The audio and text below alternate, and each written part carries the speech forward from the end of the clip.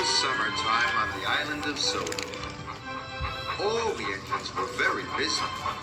They carried freight and passengers up and down the lines. Sir Topham Hatt came to see Emily. "I am opening some new routes for the summer," he announced. "Emily, you will pull the flour mill special." "Thank you, sir," said Emily. She was pleased. Emily stopped to fill up with water on the way to the flour mill, but James was already there. "Sir Topham Hatt has given me the flour mill special," said Emily. "You're lucky," James huffed. "I have to do the Black Lock run." "Why don't you like going to Black Lock?" asked Emily. "There are boulders all over the tracks," he moaned. "They bash your buffers and scratch your paint. And there's the Black Lock Monster." "What's the Black Lock Monster?" "Nobody knows," said James. "Black figures move in the water and then they disappear." "Oh." And James puffed away. Emily was pleased she didn't have to go to Black Lock.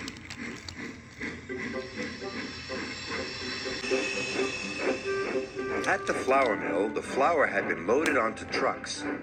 Emily was coupled up. Then she puffed across the countryside to Knapford Station. But the troublesome trucks saw a chance for mischief. Hold back, they screeched. Emily pulled as hard as she could, but the troublesome trucks made her go very slowly.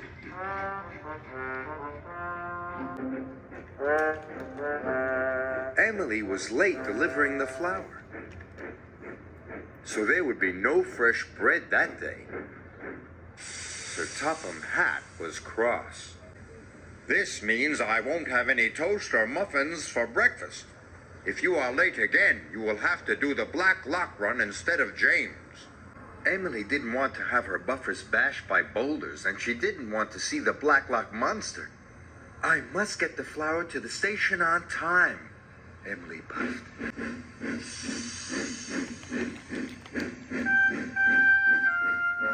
The next morning, the troublesome trucks tripped her again. "Off we go! Off we go!" They chuckled, but they weren't coupled up properly.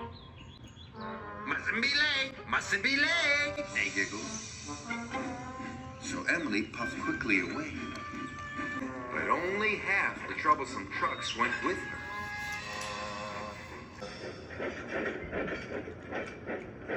Emily arrived at the station. "But you've only brought half the flour," the station master cried. So Emily had to go back for the rest of the troublesome trucks. "Oh no," Emily cried. "I don't want to get the Black Lock run." When Emily arrived at the mill, the trucks were more troublesome than ever. "Emily, the late engine! Emily, the late engine!" they sang. This made Emily very cross, and she bit them very hard. "Oh no!" they cried, and they splashed into the duck pond. Emily was covered in a floury mess.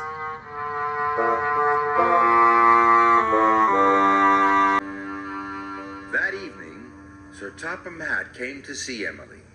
"Emily, you have caused confusion and delay," Sir Topham Hatt said. "Now you are to take over the Black Lock run." Emily was very unhappy. "Wait until you've tried it," Thomas puffed. "The Black Lock run might be nice." "I don't think so," Emily moaned. "Bash buffers and a big monster? It sounds miserable to me." The next morning, Emily puffed sadly to the station.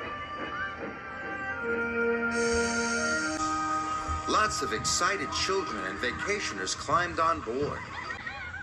They were all looking forward to their vacation, she thought. I mustn't let them down.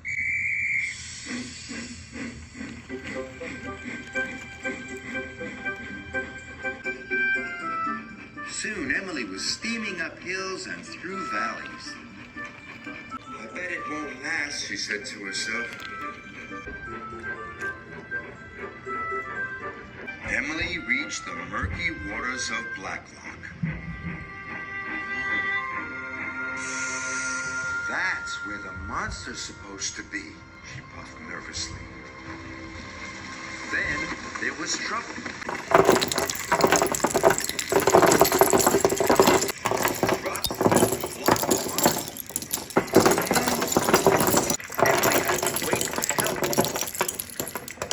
I knew I wouldn't like this route, she huffed. Suddenly, she saw something dark and mysterious moving in the water. And now the monster's coming, Emily gasped. Emily was scared. Her boiler quivered and her valves rattled. She wanted to steam away. I never want to see Blacklock again, she cried. But Emily thought of the children in the coach behind her. She was determined to get them to their vacation, whatever it took. At last, the water settled.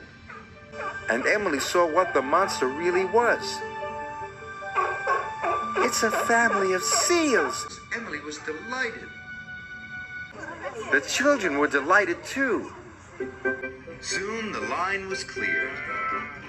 Emily steamed on through the countryside. The children would reach their vacation on time. That evening, Thomas and Emily both stopped to watch the seals. You were right, said Emily. Blacklock is a nice route after all.